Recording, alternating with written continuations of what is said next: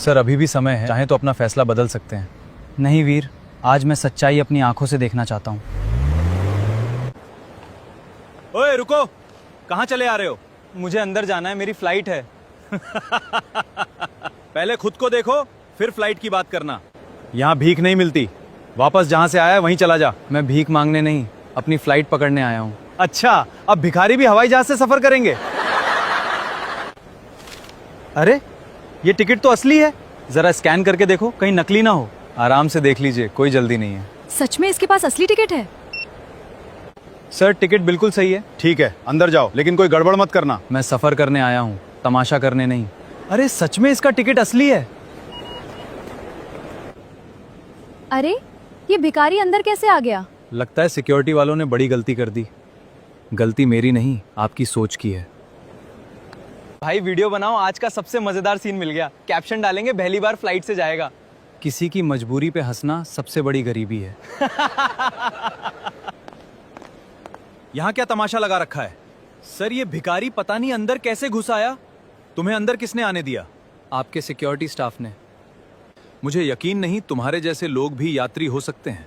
कपड़े देखकर फैसला करना आसान होता है, लेकिन यात्रा करने ही आया हूँ। एक बार फिर अपना टिकट दिखाओ। जरूर, टिकट मेरे पास है। इतने पैसे आए कहाँ से कि फ्लाइट का टिकट खरीद लिया? आपका काम टिकट देखना है, मेरी जेब नहीं। लगता है किसी अमीर का टिकट चुरा लाया है। इल्जाम लगाना आसान होता है, सच स्वीकार करना मुश्किल है। ये टिकट सच में तुम्हारा है? टिकट पे नाम भी मेरा है और सफर भी मेरा। मुझे यकीन नहीं हो रहा। सच अक्सर यकीन से बड़ा होता है। टिकट असली हो सकता है, लेकिन तुम यात्री नहीं लगते। यात्री की पहचान उसके टिकट से होती है, कपड़ों से नहीं। मुझे बहस बिल्कुल पसंद नहीं, और मुझे बिना वजह अपमान। इसे तुरंत बाहर ले जाओ। मैंने कोई नियम नहीं तोड़ा। मेरा आदेश ही यहाँ का नियम है। नियम कभी किसी एक आदमी के नहीं होते। तुम मुझे सिखाओगे कि क्या करना है। वो मेरा अधिकार है। अब देखते हैं बिना टिकट कैसे उड़ते हो। ये मत कीजिए। ये मत कीजिए, वो मेरा टिकट है। मेरे सामने तुम्हारी कोई औकात नहीं। अब करके दिखाओ हवाई सफर। तुम जैसे भिखारियों की यही औकात है। आपने टिकट क्यों फाड़ा? आपको किसने ये अधिकार दिया है? इसे अभी इसी वक्त एयरपोर्ट से बाहर निकालो। हाथ छोड़ दीजिए, मैं खुद चला जाऊंगा। बहस मत करो।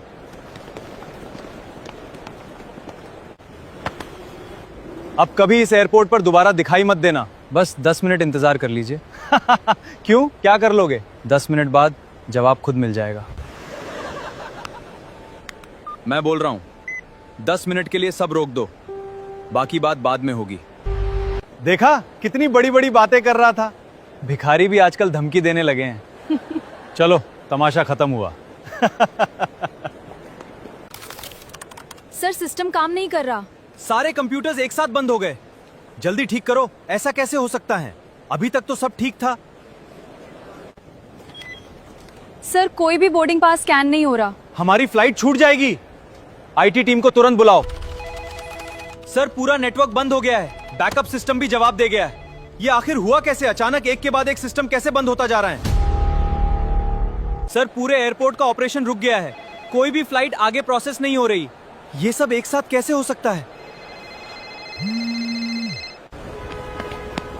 रुकिए, कृपया 1 मिनट। क्या हुआ?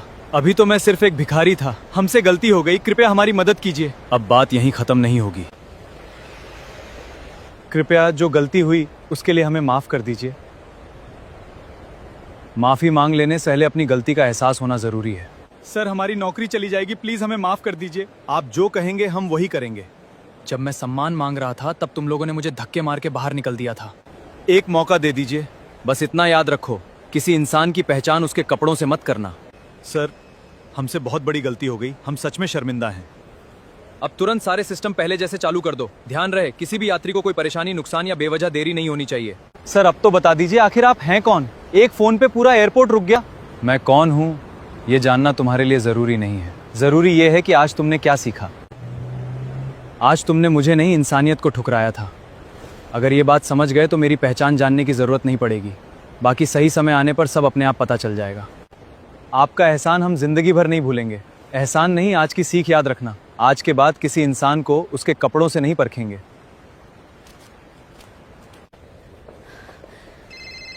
हेलो, मैं कब से तुम्हारा इंतजार कर रही हूँ। नंदिनी, मैं तुमसे शादी नहीं कर सकता। ये क्या कह रहे हो? मैंने फैसला कर लिया है। प्लीज ऐसा मत कहो।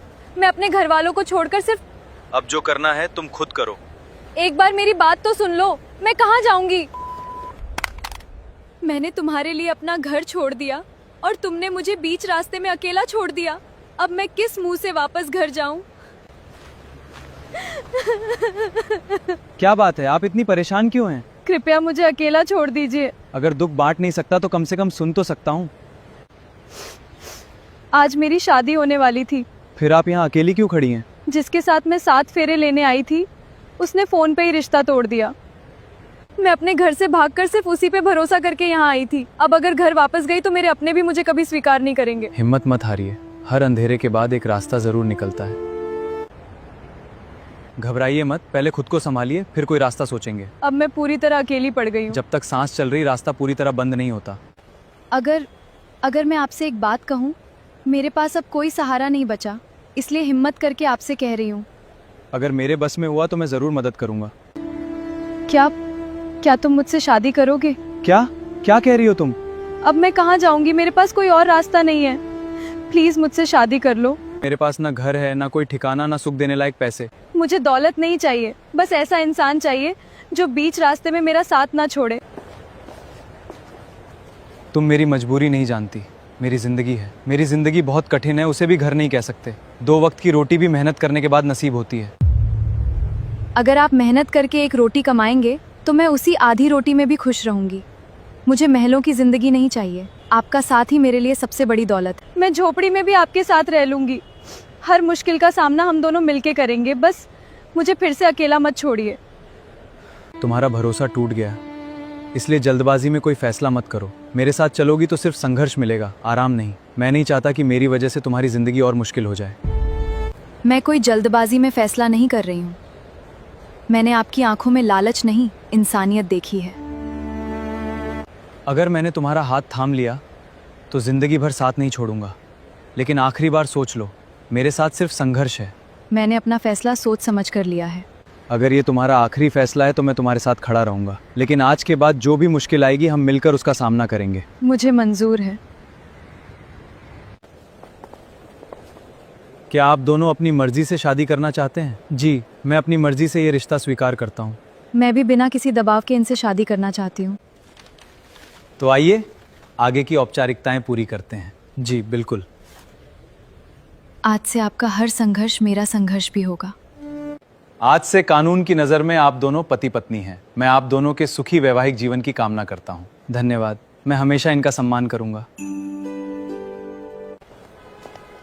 नंदिनी, अब मेरे लिए तुम्हें एक सच बताना ज़रूरी है। कैसा सच? मेरे साथ आने से पहले मेरी ज़िंदगी अपनी आंखों से देख लो तो हम साथ चलेंगे। मैं एक टूटी फूटी झोपड़ी में रहता हूँ, वहाँ तुम्हें कोई सुख सुविधा नहीं मिलेगी। मैंने आपका साथ चुना है, आपका घर नहीं। चाहो तो अपना फैसला बदल सकती हो। अब मेरा फैसला नहीं बदल सकत। संघर्ष आसान नहीं होता नंदिनी।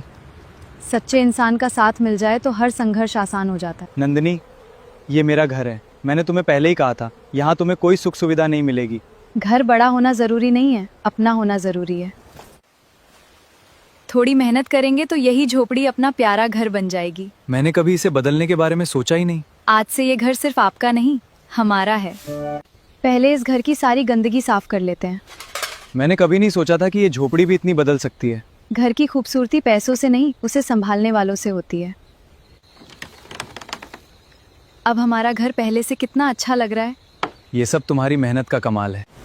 आदित्य, छत फिर से टपकने लगी। जल्दी से बर्तन और बिस्तर इधर कर दो, वरना सब भीग जाएगा। इतनी मेहनत के बाद भी ये घर हमारा इम्तिहान ले रहा है। मुश्किलें आई हैं, हार नहीं मानेंगे। जहाँ जहाँ से पानी टपक रहा है वहाँ बर्तन रख देती हूँ। आज की रात किसी तरह काट लेते हैं, सुबह फिर से छत ठीक करेंगे। मुश्किल चाहे जितनी आए। और मैं तुम्हें कभी अकेला नहीं छोड़ूंगा। ऐसे कब तक चलेगा आदित्य? कल से हम दोनों काम करेंगे लेकिन भीख कभी नहीं मांगेंगे। मैं वादा करता हूँ, आज के बाद भीख नहीं मांगूंगा। आज से हमारी नई जिंदगी शुरू होगी। हाँ, आज के बाद हमारी रोटी सिर्फ मेहनत की होगी। मैं लोगों के घरों में काम ढूंढूंगी। और मैं भी काम करूंगा। पहले अपना घर थोड़ा ठीक कर लेते हैं, फिर काम ढूंढने चलेंगे। हाँ। पहले ये कीचड़ हटाते हैं। मैं उधर कॉलोनी में जाके घर घर काम पूछती हूँ। और मैं मजदूरों के बीच जाकर मेहनत मजदूरी का कोई काम ढूंढता हूँ। शाम को अपने घर के पास ही मिलेंगे। ठीक है, अपना ख्याल रखना। नमस्ते मैडम, क्या आपके यहाँ बर्तन या सफाई का कोई काम मिल सकता है? पहले कहाँ काम करती थी? अभी अभी इस शहर में आई हूँ। जो ईंटें उठा सकते हैं और बोरे ढो सकते हैं सिर्फ वही आगे आए। सर मैं करूँगा, मुझे काम की बहुत ज़रूरत है। क्या तुमने पहले मजदूरी की है? तुमसे ये भारी बोरी नहीं उठेगी, किसी और को आने दो। साहब एक मौका दे दीजिए, मेहनत करके दिखा दूंगा। मुझे दया नहीं, काम करने वाला आदमी चाहिए।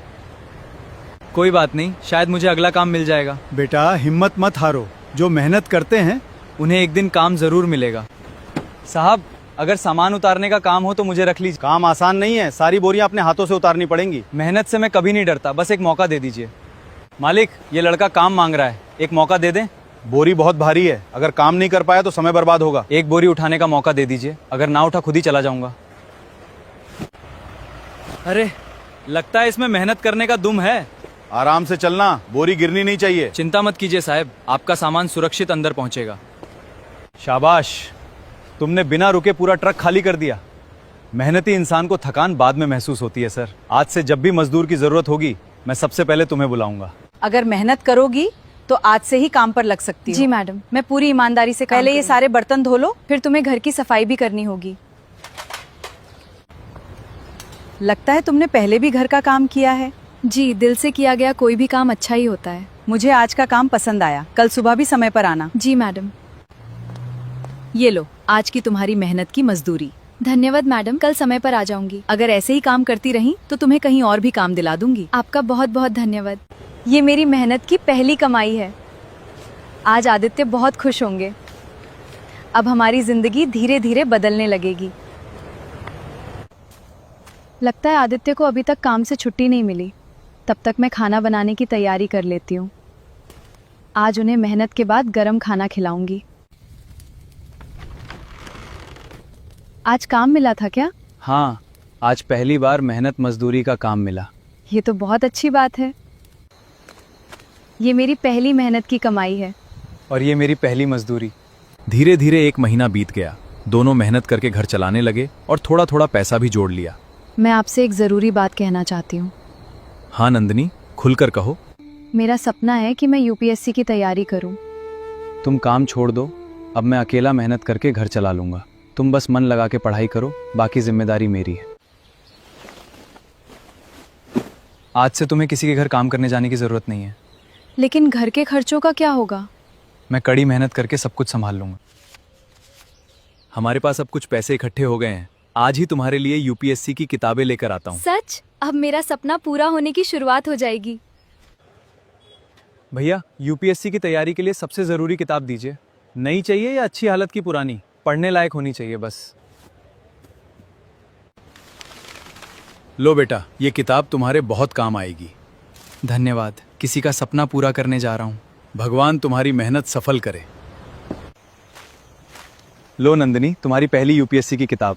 मेरे लिए आपने इतनी मेहनत की। बस एक वादा करो, मन लगाकर पढ़ाई करोगी। मैं इस भरोसे को कभी टूटने नहीं दूंगी। मुझे तुम पर पूरा विश्वास है मैं दिन रात मेहनत करूंगी। और मैं तुम्हारी हर जरूरत पूरी करूंगा।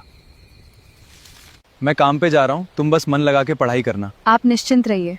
शाम को लौटते समय अगर कोई और किताब चाहिए हो तो बता देना। अभी मैं कुछ दिन इस किताब को पढ़ लूँ, फिर बोलूंगी। मुझे हर दिन पहले से ज्यादा मेहनत करनी होगी। एक दिन मैं जरूर अपने सपने तक पहुंचूंगी। आदित्य का विश्वास कभी टूटने नहीं दूंगी। आदित्य, आज तुम्हें थोड़ी देर रुकना पड़ेगा।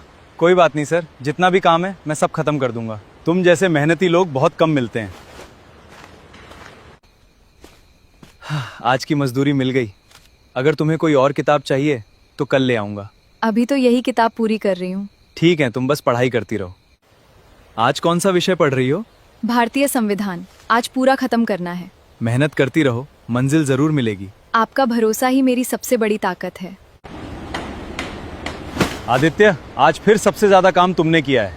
मेहनत से ही घर चलता है साहब। ये लो आज की पूरी मजदूरी। धन्यवाद साहब। भैया संविधान के बाद कौन सी किताब की जरूरत होगी? ये इतिहास की किताब भी बहुत महत्वपूर्ण है। ये भी पैक कर दीजिए। आप रोज किसके लिए किताबें खरीदने आते हैं? लो, तुम्हारी अगली किताब भी आ गई। आप मेरी हर ज़रूरत बिना कहे समझ जाते हैं। बस तुम मन लगाकर पढ़ाई करती रहो। मैं आपको कभी निराश नहीं करूंगी। आप दिन रात मेरे लिए मेहनत करते हैं। अब मेरी बारी है आपके सपनों को सच करने की। मैं पूरी जान लगा के पढ़ाई करूंगी। कल जो पढ़ा था याद हो गया? जी, आज उससे आगे पढ़ना है। बहुत अच्छे, ऐसे ही मेहनत करती रहो। एक दिन आपकी मेहनत ज़रूर रंग लाएगी। आदित्य, कुछ देर आराम भी कर लो। अभी नहीं सर, मुझे कुछ और पैसे कमाने हैं। इतनी मेहनत किसके लिए कर रहे हो? अपनों के सपनों के लिए। लो, तुम्हारी कॉपी और पेन भी ले आया। इतना खर्च क्यों किया? ये खर्च नहीं, तुम्हारे भविष्य में निवेश है। ये सवाल समझ में नहीं आ रहा। घबराओ मत, कल किसी शिक्षक से पूछ लेना। हाँ, तब तक मैं खुद भी कोशिश करती हूँ। हार मानना हमारी आदत नहीं है। आदित्य, हो गया, मुझे जवाब मिल गया। देखा, मेहनत कभी बेकार नहीं जाती। अब मेरा आत्मविश्वास और बढ़ गया है। यही आत्मविश्वास तुम्हें मंजिल तक पहुंचाएगा। आदित्य, यूपीएससी की परीक्षा की तारीख आ गई है। तो अब मेहनत का असली इम्तिहान शुरू होगा। थोड़ा डर भी लग रहा है। डर नहीं, अपने ऊपर भरोसा रखो। सारी जानकारी भर दी है, अब आवेदन जमा कर देता हूँ। जी, कर दीजिए। आज एक और कदम मंजिल की ओर बढ़ गया। थोड़ा आराम भी कर लिया करो। बस कुछ दिन और पूरी ताकत से परीक्षा दूंगी। मुझे तुम पर पूरा भरोसा है। मैं पूरी कोशिश करूंगी। दिल बहुत तेज धड़क रहा है। तुमने जितनी मेहनत की है उसका फल जरूर मिलेगा। आपका आशीर्वाद चाहिए। जाओ, पूरे विश्वास के साथ परीक्षा दो। कैसी रही परीक्षा? उम्मीद से अच्छी गई है। यही सुनना चाहता था। कल परिणाम आने वाला है। घबराओ मत, जो होगा अच्छा ही होगा। आज पूरी रात नींद नहीं आएगी। आदित्य, मेरा चयन हो गया। सच में? हाँ, मैं सफल हो गई। ये सफलता आपकी मेहनत की वजह से मिली है। ये तुम्हारी लगन का फल है। अब हमारी जिंदगी बदल जाएगी। धन्यवाद हो। ये सब तुम्हारी मेहनत का नतीजा है। ये तो बस शुरुआत है। अब मेरी बारी है तुम्हारी मेहनत का फल लौटाने की। तुम्हारी खुशी ही मेरी सबसे बड़ी कमाई है।